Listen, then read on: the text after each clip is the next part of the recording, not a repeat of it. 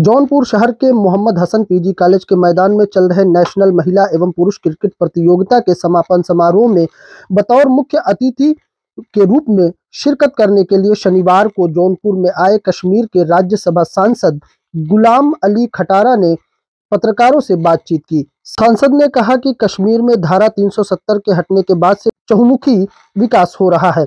अब गरीब तबके के बच्चे पत्थरबाजी छोड़कर स्कूल की राह पकड़ रहे हैं। पहले कुछ लोग सरकारी लाभ लेकर मलाई काट रहे थे, अपने बच्चों को पढ़ाने का काम करते थे तथा गरीब बच्चों को गुमराह करके पत्थरबाजी करवाया करते थे। देखिए, ऐसा है कि सुप्रीम कोर्ट ने भी उस पर अपनी जजमेंट दी है कि वो टेम्पररी थी और उस वक़्त उसको अपने आप ही ख़त्म होना चाहिए था। लेकिन ये है कि वो एक ऐसा स्ट्रक्चर बनाया था कि कुछ फैमिलीज उसमें वो प्रिंस के तौर पर रहे, लेकिन आम कश्मीरी को, आम जम्मू के आदमी को, जितने भी इथनिक ग्रुप्स वहाँ लोग रहते हैं, उनको उसका कोई ज़्यादा लाभ नहीं था। अपने लाभ के लिए, फैमिली के लाभ के लिए, कुछ फैमिलीज के लाभ के लिए जो फ़ायदे की चीज़ें थी वो भारत के कानून को ले जाते थे। मिसाल के तौर पर कि शरीयत एक अपनी बेटी को बाप की ज़मीन से हक देती है, बट अगर जम्मू कश्मीर की बेटी बाहर हिमाचल में, दिल्ली में या यूपी में शादी करती थी तो उसको अपनी बाप की जायदाद से हक नहीं मिलता। 370 के जाने के बाद उसको भी हक मिलता है। वहाँ कई ग्रुप थे छोटे, जो खास कश्मीरी समाज में, डोगरा समाज में, जहाँ अगर बड़े इतने ग्रुप्स हैं, गुजर हैं, पहाड़ी है, जहाँ डोगरा समाज है, जहाँ कश्मीरी है, जहाँ खासकर कश्मीरी पंडित है, वहाँ ओबीसी है। 70 साल में वहाँ आपके यहाँ 27% है ओबीसी का पूरे देश में, लेकिन उनका कभी बेचारों का सर्वे नहीं हुआ था।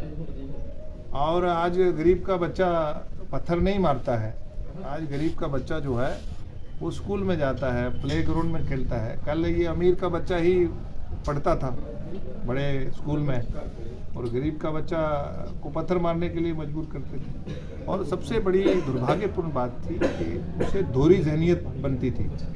जैसे कांग्रेस के प्राइम मिनिस्टर्स ने कई बार कहा है, और नरसिम्हा राव जी ने एक बार वो टूर में थे साउथ अफ्रीका में, उधर तो उसने कहा स्काई इज द लिमिट।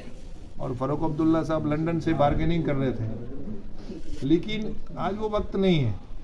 आज वहाँ टूरिस्ट 2 करोड़ से ऊपर गए, फॉरेन इन्वेस्टर आ रहे हैं। आज वहाँ जिसकी एक दुकान थी वो 2 बना रहा है, जिसका वो होटल था उसको रिपेयर कर रहा है, जो खेत छोड़ के भाग गया था वो खेत में दोबारा काम कर रहा है। आज वहाँ रूल ऑफ लॉ है। तो आपने G20 का होस्ट भी वहाँ देखा। तो नरेंद्र मोदी जी और देश के वजीर दाखिला अमित शाह जी जम्मू कश्मीर के लोगों को डायरेक्ट देखते हैं और उनकी चिंता भी करते हैं, और उनको वो देश की तरक्की में कैसे हिस्सेदार बने बढ़ चढ़ के, और देश के साथ वो पूरा अपना जो उनका टैलेंट है उसमें हम काम कर रहे हैं और बहुत अच्छा चल रहा है। आपका कहना जो 370 लागू हुआ है उससे अमन चैन वहाँ बहाल हुआ है जी? आप यही कह रहे हैं ना, वहाँ 370 जब लागू हुआ है वहाँ अमन चैन बहाल हुआ तब से? बिल्कुल हुआ है। चुनाव कब होंगे? देखिए, अगर तो देश चुनाव कुछ फैमिलीज के लिए जहाँ लाशों में, जहाँ 5000 रुपये MP बन जाए, वो वाला चुनाव का आपका क्वेश्चन है, तो फिर मैं माजरत पाऊँ। लेकिन वहाँ चुनाव पंचायत के, जिला परिषद के, वहाँ पार्लियामेंट के, और बहुत जल्दी हम असेंबली के चुनाव करवाने जा रहे हैं। इसके लिए बेसिक बुनियादी चीज़ होती है अमन।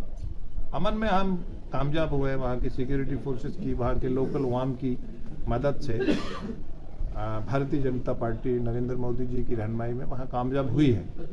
लेकिन अब क्या है कि अब जो वहाँ सत्ता में रहे हैं कुछ फैमिलीज, वो चाहते हैं कि हम वैसे ही बने कि गरीब का बच्चा पत्थर मारे और यहाँ खून खराबा हो, लोग मरे और हम Z+ में रहे।